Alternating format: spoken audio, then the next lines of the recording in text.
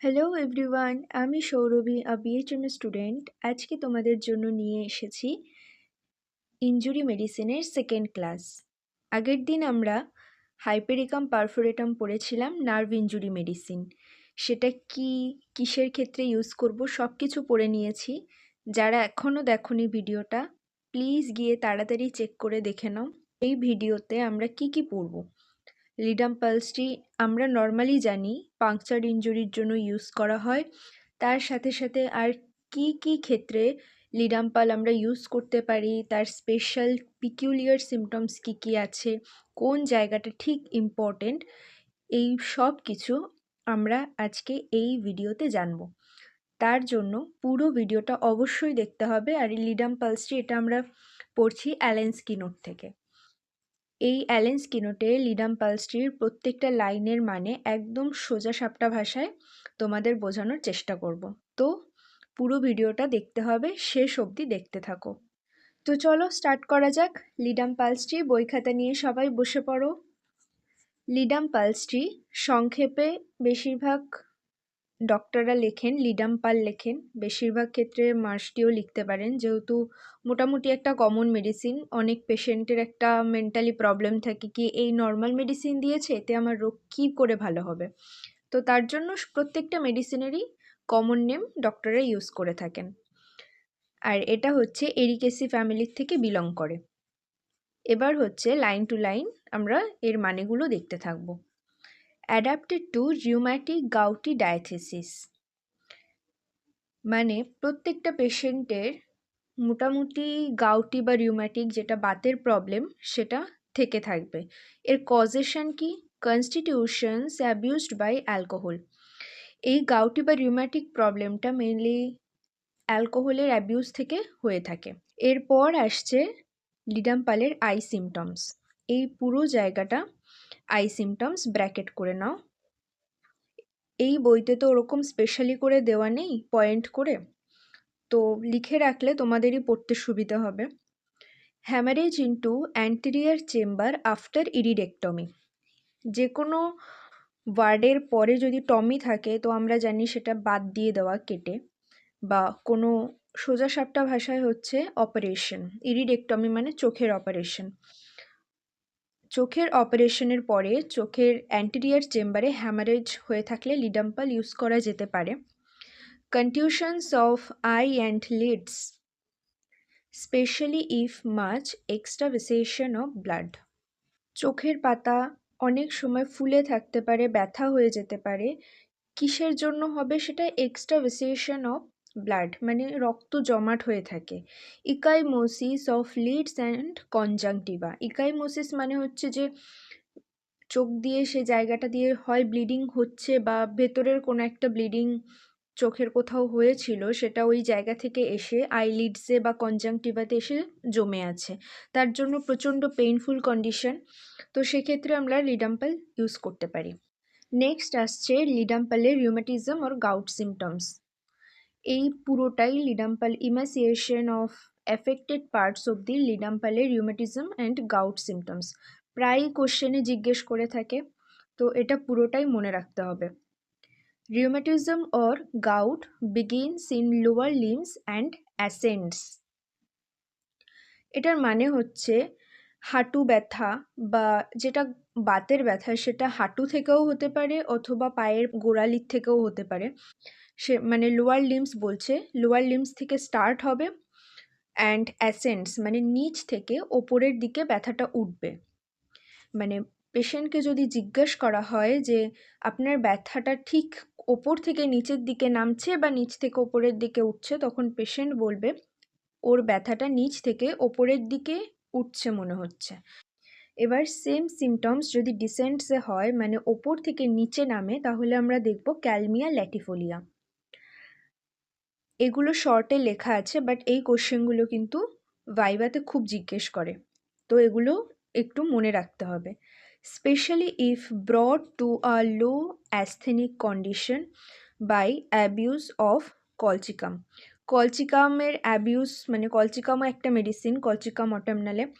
খালি মেডিসিনের অ্যাবিউসের জন্য যে প্রবলেমটা হয় এমন নয়, মানে কলচিকাম অটেমনালে আমরা যে ইনগ্রিডিয়েন্টস থেকে তৈরি করছি তার অ্যাবিউসের কারণেও এই প্রবলেমটা হতে পারে, মানে রিউমাটিজম আর গাউটের কথা বলছে।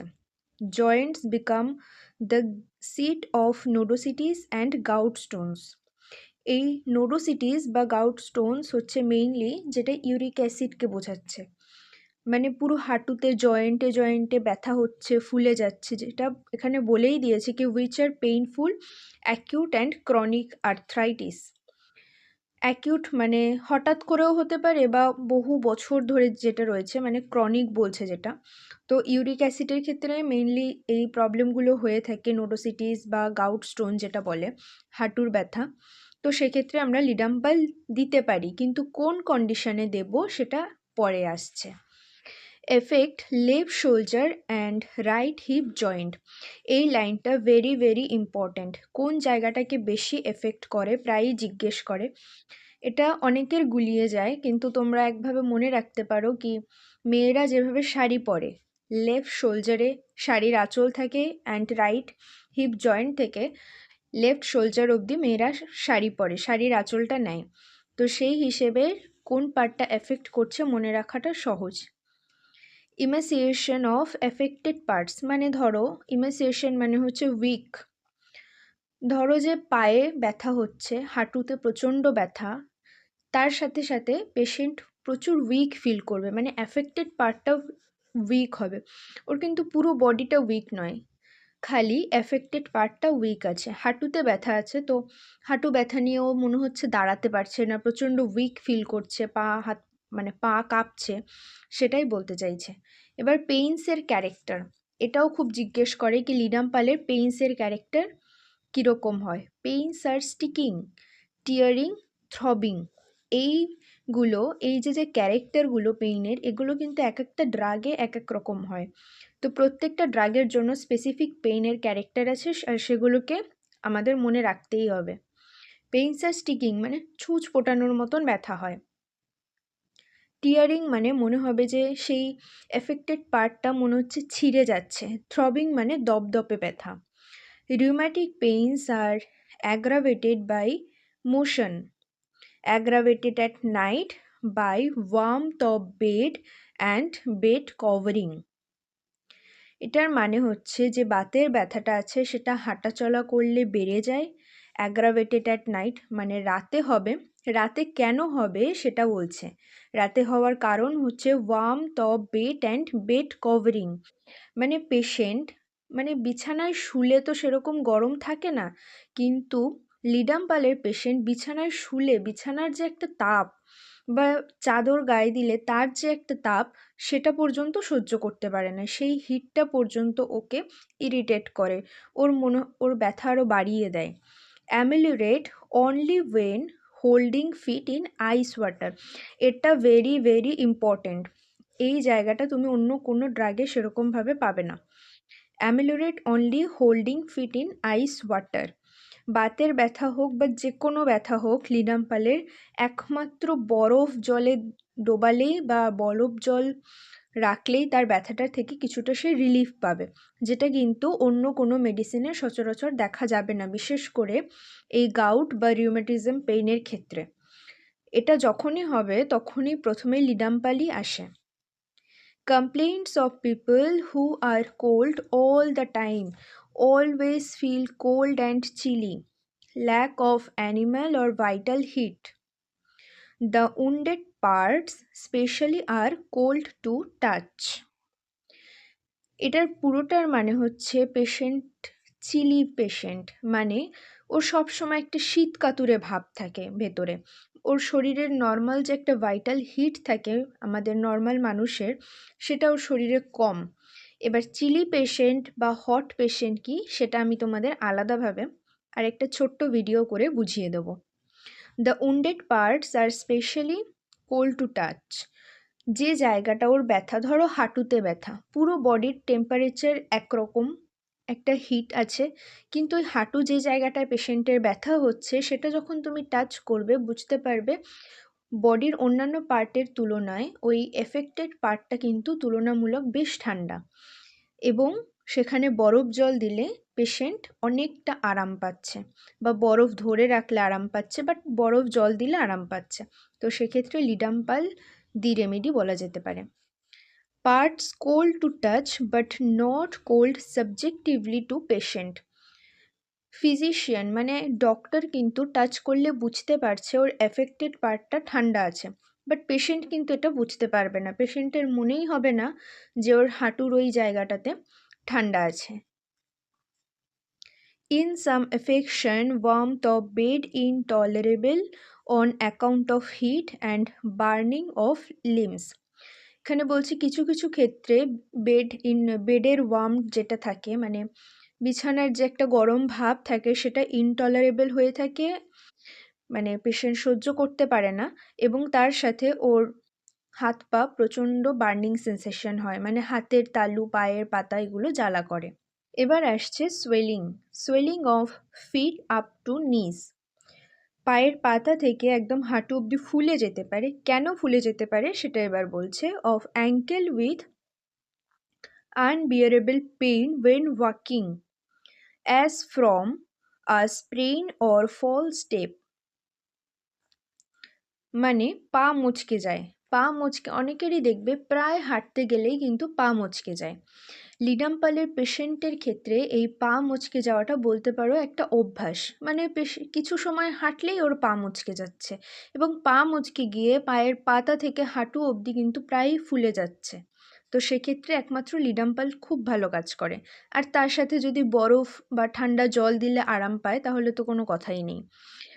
এটার থেকে সোয়েলিং হতে পারে। আর কিসের থেকে হতে পারে? Ball of great toe swollen. Ball of great toe swollen কি সেটা আমি সাইডে ফটো দিয়ে দিয়েছি, একবার দেখে নাও। তাও বলে দিচ্ছি, আমরা হাইপেরিকামে কিন্তু বুনিয়ান পড়েছিলাম। তো বুনিয়ানটা এক টাইপের গ্রেট টোসোলেন আমরা বলতে পারি।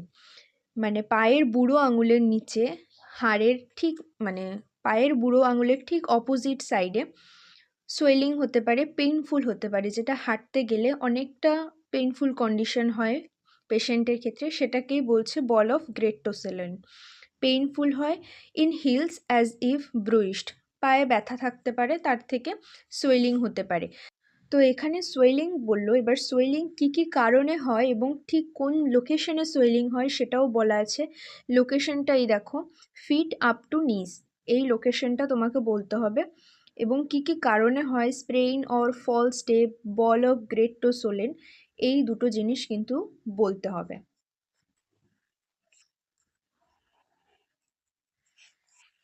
নেক্সট আসছে, এটা স্কিনের মধ্যে আমরা ধরতে পারি।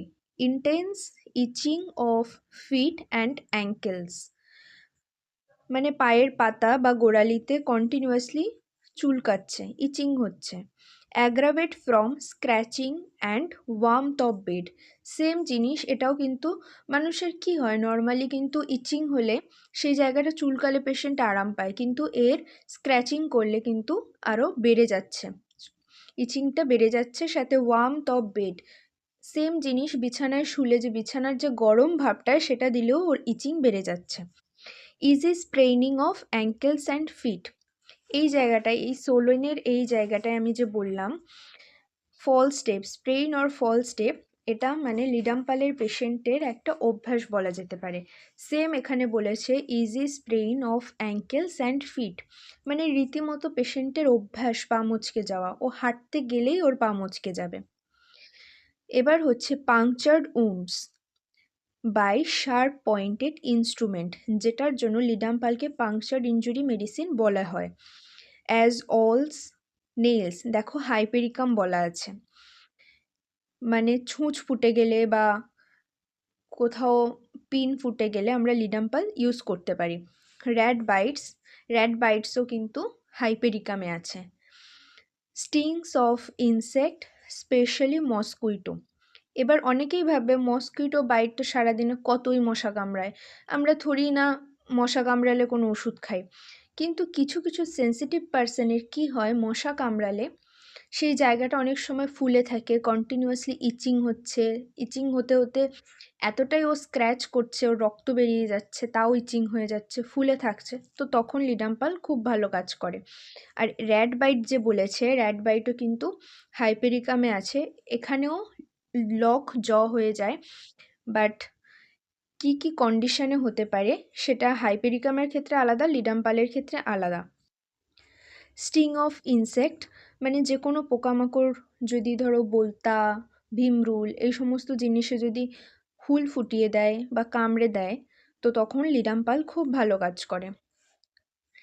Red pimples or tubercles on forehead and cheeks as in brandy drinkers stinging when touched, এটা হচ্ছে স্কিন সিমটমসের মধ্যে পড়ছে লিডাম্পালের। রেড পিম্পলস হচ্ছে লাল লাল, মানে পিম্পলস হচ্ছে কোথায় হচ্ছে, লোকেশন হচ্ছে ফোরহেড অ্যান্ড চিক্স, কাদের হচ্ছে মেনলি যারা ব্র্যান্ডি ড্রিঙ্কার্স হয়ে থাকে, অ্যালকোহলিক পেশেন্ট যারা।